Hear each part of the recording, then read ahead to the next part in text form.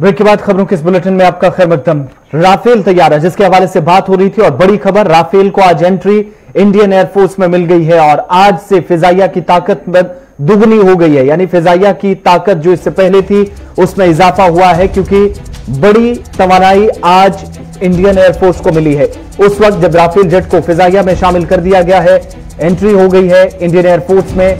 Bharat France के वज़ीर दिफा की मौजूदगी में तकरीब हुई और इस बीच थोड़ी देर पहले अंबाला स्टेशन से राफेल ने उड़ान भरी और राफेल 5 तैयारे जो पहले मरहले के तहत फ्रांस से यूएई से भारत लाए गए, उनकी ऑफिशियली एंट्री इंडियन एयरफोर्स में हो चुकी है।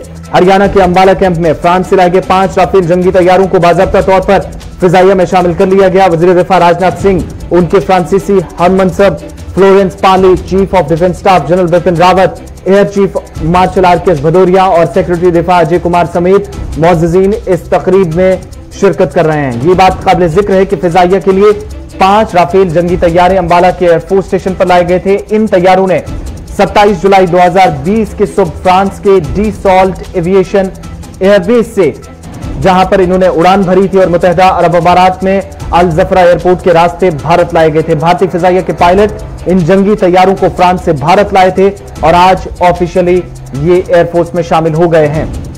इन तैयारों ने फ्रांस से भारत के लिए तकरीबन 8,500 किलोमीटर का फासला तय किया था और परवाज के पहले मरहले के तहत 5,800 किलोमीटर का फासला 7.5 घंटे में पूरा किया गया था।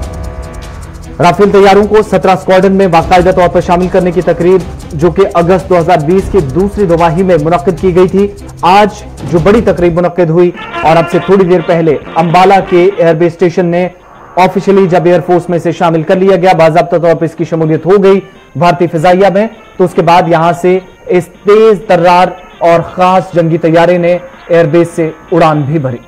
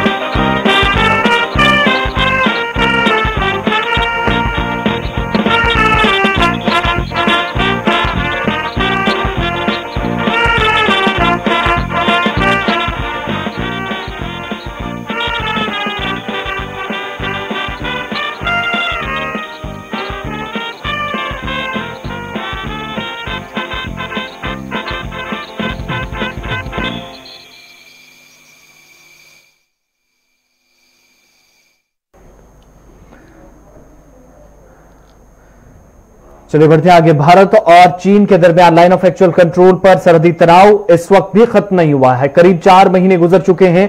तनाव को कम करने की कोशिशें फौजी सतह पर भी और सिफारती सतह पर भी बातचीत के जरिए कोशिशें हो रही हैं, लेकिन अब तक ये कोशिशें जो मुलाकात हुई है वो नाकाम साबित हुई है। ब्रिगेड लेवल की मीटिंग्स अपनी जगह चल रही है, तो दूसरी तरफ आज सबकी नजरें रूस के शहर मॉस्को पर टिकी है, जहां पर आज एससीओ के इजलास के बाद भारत के वज़ीर खारजा सुब्रमण्यम जयशंकर चीनी हममनसब से मुलाकात करने जा रहे हैं। बड़ी खबर, मॉस्को में भारत चीन वज़ीर खारजा की मुलाकात जो कि आज शाम होगी भारतीय वक्त के मुताबिक 6 बजे के करीब।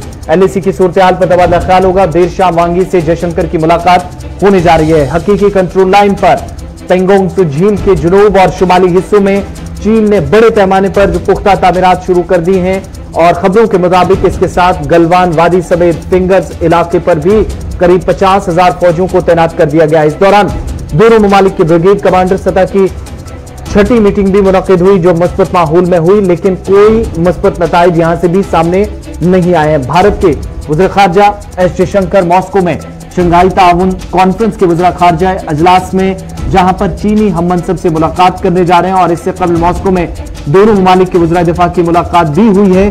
उसके बावजूद भी पहली बार 40 से 45 वर्षों के दौरान एलएसी पर गोली चली है। इसके बाद तनाव काफी ज्यादा बढ़ा है जुनूबी हिस्सा पेंगोंग सू झील का, और दूसरी तरफ भारतीय अफवाज भी मुसलसल सरगर्मियां कर रही है।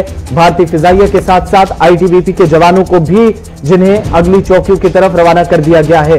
फौज के साथ साथ फिजाइया भी तैयारियां कर रही हैं, मशक चल रही है और जनूबी और शुमाली हिस्सों के अंदर पिछले 48 घंटों के दौरान काफी ज्यादा सरगर्मियां दोनों अतराफ से देखी गई हैं। चीन ने उस तरफ कुछ तामीरात खड़ा किए हैं जहां पर खबर यह आई है कि चीन की तरफ से मजीद फोर्सेस बुलाई गई हैं एलएसी पर, तो दूसरी तरफ भारत भी चीनी सरगर्मियों पर लगातार नजर बनाए हुए है और एलएसी पर मजीद फोर्सेस भारत की तरफ से बुलाई गई। आईटीबीपी जवान, टेरिटोरियल आर्मी और इंडियन एयरफोर्स की एक्टिविटीज में तेजी आई है एलएसी पर।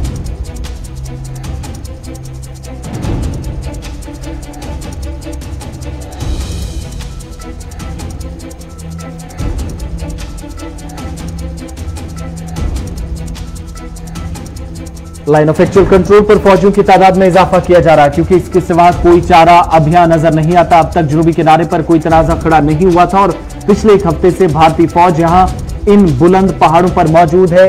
दूसरी तरफ जहां चीन तैयारियां कर रहा है तो बुलंदोबांग इन पहाड़ों के ऊपर भी इस वक्त भारतीय अफवाज सरगर्मियों में तेजी ला रही है। रहमत कलीम हमारे साथ है, लगातार इस खबर पर नजर बनाए हुए हैं। रहमत, एलएसी की सूरत हाल, ताजा तरीन तफसीलात क्या कुछ है और दूसरी तरफ एससीओ के इजलास के बाद शाम देर गए होने वाली मीटिंग पर सबकी नजरें हैं, क्या कोई उम्मीद है? जी बिल्कुल, देखिए उम्मीद पर दुनिया कायम है और हिंदुस्तान चीन के दरमियान जो सरहदी कशीदगी है उसको हल के लिए और इस बर्फ के पिघलने के लिए सिर्फ और सिर्फ उम्मीद ही है। कैसी है इस मीटिंग से लगी हुई कि शायद यहाँ से दरवाजा खुलेगा और आगे का रास्ता साफ होगा कि कैसे हिंदुस्तान और चीन के दरमियान जो सरहदी कशीदगी करीब 4 माह से जारी है वो खत्म हो। आज की मीटिंग इंतहाई अहम मीटिंग है। जोराने पर यह मीटिंग बुलाई गई थी और खबर मिल पा रही कि एससीओ के इजलास में जरा सा वक्त ज्यादा लग रहा है, इसलिए मुमकिन है कि करीब असर के वक्त तक के 4 बजे तक के मुलाकात होगी। खबर पहले यह आई थी कि शाम में मुलाकात होगी, लेकिन अब आ रही है खबर कि 4 बजे तक की मुलाकात हो जाएगी। 3:30 बजे के आसपास जोराने के लिए का इंतजाम किया गया है और 2:45 तक के एससीओ इजलास का खात्मा होना।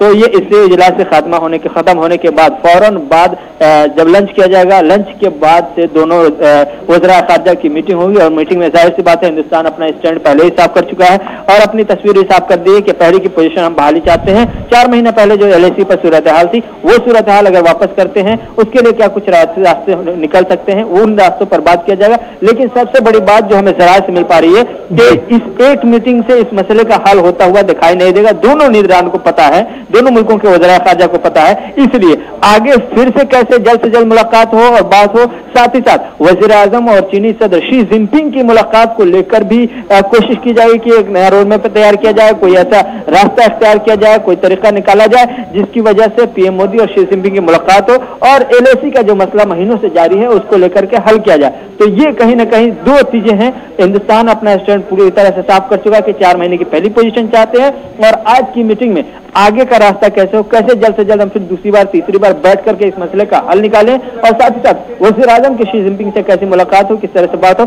इसको लेकर के रोड मैप तैयार किया जाएगा। अभी जहां तक बात है कि एलएसी पर जो सूरत हाल है दोनों तरफ से फौजी डिप्लॉयमेंट अपने अपने तौर पर बहुत बहुत शुक्रिया रहमत कलीम तमाम जारी जानकारी के लिए। दोनों अतराफ इस वक्त सरगर्मियां तेज हुई हैं। एलएसी पर जो डिप्लॉयमेंट है, फोर्सेज की तैनाती है वो बढ़ाई जा रही है। 50,000 चीनी फौज उस तरफ तो इस तरफ आईटीबीपी के जवान, टेरिटोरियल आर्मी बड़ी तादाद में भारत की तरफ से भी चीन के साथ टकराने के लिए तैयार खड़ी है। मजीद फोर्सेज को बुला लिया गया है उस हिस्से के अंदर जहां पर गुज़श्ता दिनों गोली चलने की भी इत्तलात मौसूल हुई।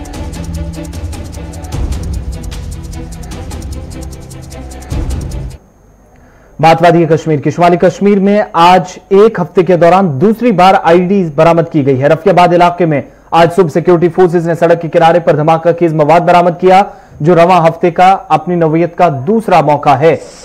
इस बीच खबरों के मुताबिक ये बारूदी मवाद मुसाफिर स्टॉप चटलूरा वत्रगाम रफियाबाद इलाके में बरामद हुआ है जहां इसको एक डिब्बे में छुपाया गया था और इसका पता फोर्सेज की एक गश्ती पार्टी ने लगाया और इस आईडी को नाकारा बना दिया गया है। यह बात काबिल जिक्र है कि शुमाली कश्मीर के ही कुपवाड़ा जिले में फोर्सेज ने 3 रोज कबल धमाका खेज मवाद बरामद किया था जिसके बाद इसे नाकारा बनाया गया था। रफियाबाद चटलूरा के इलाके में इस आईडी को फोर्सेज की जानिब से अब से थोड़ी देर पहले करीब से एक अहम राब्ता सड़क गुजरती है और अब इसे नाकारा बना दिया गया है। बड़ी कार्रवाई सिक्योरिटी फोर्सेज की इस इलाके के अंदर। फौज जम्मू कश्मीर पुलिस की इस इलाके के अंदर गश्त करती जरूर नजर आती है। फौज की गश्ती पार्टी जो मामूल के मुताबिक यहां आज भी चल रही थी, एक टुकड़ी जा रही थी जिस दौरान एक मुश्तबह शय पर उनकी नजर पड़ी उसके बाद देखा गया तो वो आईईडी थी जो एक डिब्बे के अंदर छुपा कर रखी गई थी, जिसे फोर्सेज ने नाकारा बना दिया।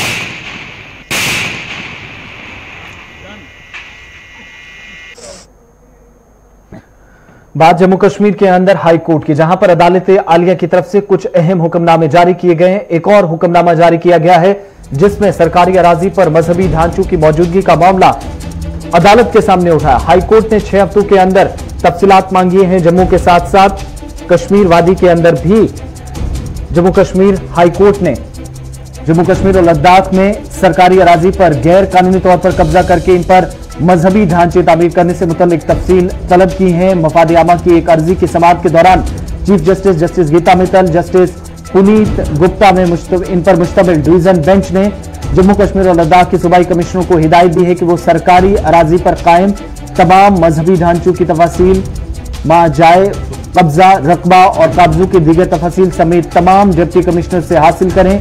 और अदालत ने कहा है कि ये तफासील 6 हफ्तों के अंदर मुकम्मल करके जम्मू कश्मीर और लद्दाख के चीफ सेक्रेटरीज को दी जानी चाहिए, उनके सामने पेश करनी है, जो मुतल्लिका हुकाम के साथ मशवरा करके एक पॉलिसी बनाएंगे, फैसला करेंगे।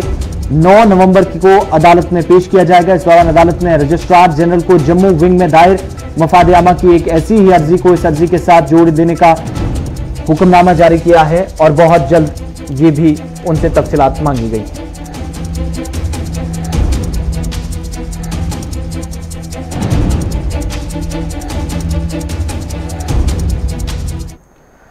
चलिए बात कोविड-19 की भी कर लेते हैं, क्योंकि मुल्क के अंदर आज एक और रिकॉर्ड टूटा है। 5 महीनों के दौरान की जो सूरत हाल रही उसमें सबसे ज्यादा केसेस आज हिंदुस्तान के अंदर सामने आए हैं।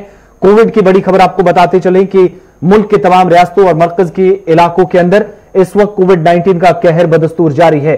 पिछले 24 घंटों के दौरान मुल्क में एक बार फिर तबाही के मनाजिर कई रियासतों और मरकजी खित्तों से सामने आए हैं। 50 लाख के करीब कोरोना पेशेंट्स की तादाद हिंदुस्तान के अंदर पहुंच गई है। 24 घंटों में 95,000 से ज्यादा केसेस रिपोर्ट किए गए हैं और जम्मू कश्मीर के अंदर भी वायरस ने 850 से ज्यादा मरीजों की जान ले ली है। बड़ी खबर, जम्मू कश्मीर के अंदर भी तबाही देखी जा रही है। कोविड-19 ने 24 घंटों के दौरान 1172 लोगों की हिंदुस्तान के अंदर जान ली है। मुतासरीन की तादाद इस वक्त 44,60,000 के पार जा पहुंची है। करीब 45 लाख तादाद बढ़ रही है, तो दूसरी तरफ 50,000 की तरफ जम्मू कश्मीर के अंदर भी बढ़ रहा है। 853 अमवात अभी तक की जो आदादुशुमार है और 1172 अमवात के साथ 75,000 से ज्यादा अमवात हिंदुस्तान के अंदर अब तक हो चुकी हैं। जम्मू कश्मीर में 1617 नए केसेस 24 घंटों में आए हैं। 67 मुसाफिर भी इनमें शामिल हैं और जम्मू कश्मीर के अंदर 45,542 ये तादाद इस वक्त पहुंच गई है और 723 का ताल्लुक कश्मीर वादी से, 894 का जम्मू सूबे से है। श्रीनगर जिले जहां से इस जिले से 260 केसेस के साथ 11,000 के पार ये तादाद पहुंचने वाली है।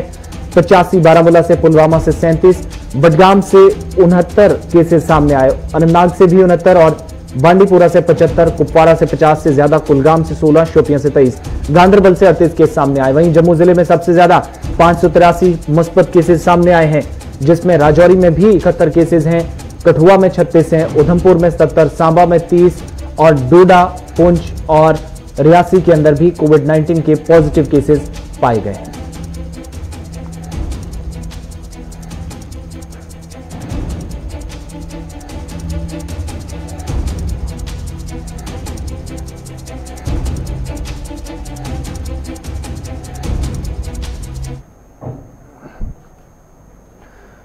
सेलू हिजाम मोहल्ला सोपुर में इलाके के लोगों को पुल की अदम दस्तयाबी की वजह से शदीद मुश्किलात का सामना है। हालांकि नाले पर बने आरजी लकड़ी का पुल जो कई बार हादसात का सबब बन रहा है, जिससे कई इलाकों के अवाम परेशान है।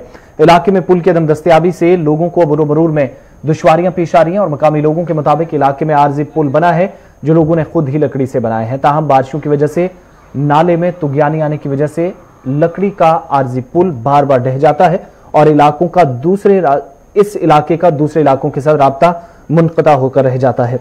मकामी लोगों ने यह भी बताया कि पुल की तामीर के ज़िम्मे में उन्होंने मुतल्लिका महकमे को कई बार तहरीरी तौर पर गुजारिश की, ताहम उन्होंने अब तक इंतजामिया की जानिब से मुतल्लिका हुकाम ने कोई भी कदम नहीं उठाया है।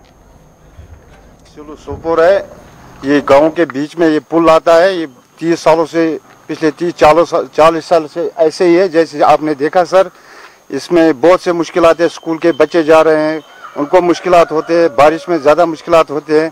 2-3 बार एक्सीडेंट भी हुआ है इसमें, और मस्जिद में बुजुर्गों को आने जाने में बहुत तकलीफ होती है। हम ये चाहते हैं कि ये पुल नया बनना चाहिए। हाँ, सीमेंट में बनना चाहिए। ये लकड़ी का पुल है, हर साल हम इसको अपनी लागत पे लगाते हैं, फटे शटे, और फिर बाद में ये फिर खराब होता है। पुल जो है ये गाँव के 2 हिस्सों को आपस में मिलाता है, मगर बदकिस्मती से आज से 40 साल पहले ये पुल बना था, उसके बाद इसकी तरफ कोई दिखाई नहीं होगी। गवर्नमेंट की तरफ से इसकी तरफ कोई ध्यान नहीं हुआ। कभी कभी हमने इसको अपनी लागत पे कुछ ये लगाती है, जो फटे आप देख रहे हैं सामने, खुद ही लगाए थे हमने, कील भी लगाए थे, खुद लगाए थे हमने। गवर्नमेंट के पास, हुकाम के पास हम गए थे, उन्होंने कोई भी हमारी नहीं सुनी। बैक टू विलेज में भी हमने इसको लिया था, उन्होंने भी वो कागजी घोड़े दौड़ाए और कुछ नहीं किया उसमें।